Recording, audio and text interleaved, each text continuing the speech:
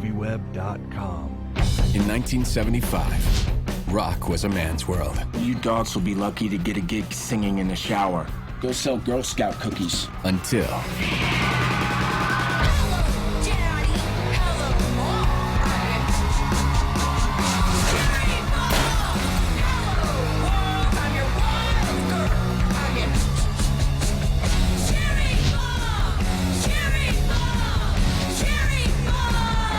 So I love the movie. This was just a rock and roll, like so much fun. Such a great movie. I want to begin by asking you about the band and sort of the legacy of the Runaways.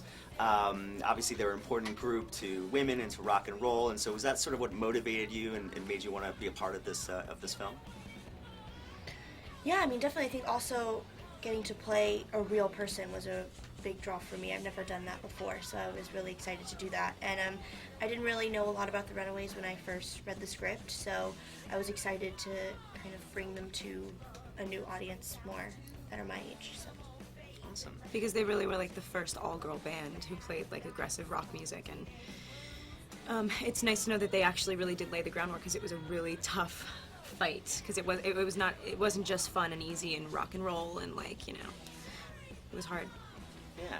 Could you talk a little bit about the relationship between Joan and Sherry? I know it was obviously they started as friends, and it sort of started to erode the relationship and eventually broke up the band. So could you talk a little bit about what that was like to play those characters?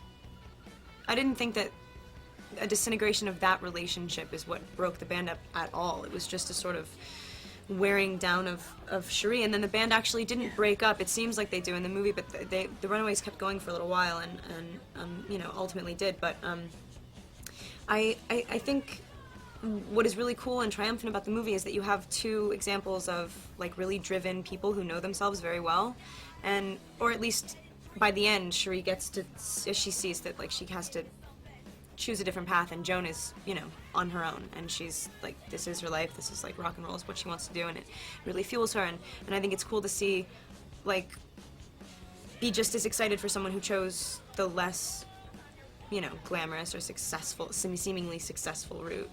But I don't think it has anything to do, I don't think they broke up because they weren't, I mean... No, I think the ultimate reason that Cherie, you know, left is that she just couldn't continue on this path, or she wasn't gonna live much longer, and so she, you know, made that choice, which is really incredible to me. I think that when I really thought about that sacrifice, it really was powerful that she, you know, chose to live like a normal life, you know, over what she loved to do, because she knew she was probably gonna die.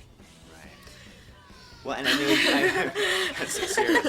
Well, I know Joan Jett was a producer on the film and on the set, and so I was just wondering what she was sort of able to tell you guys about the time and anything, you know, advice you sort of, because you really nailed playing her so well in the film. What was she sort of able to help you with that?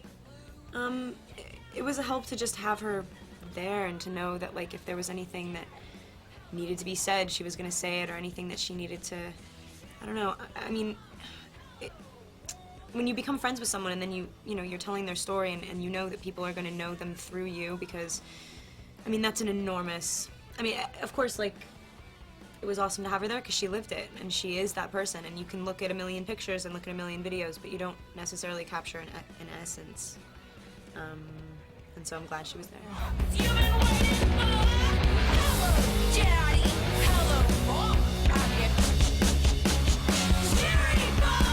We were the first girls to rock, and we did it the only way we knew how.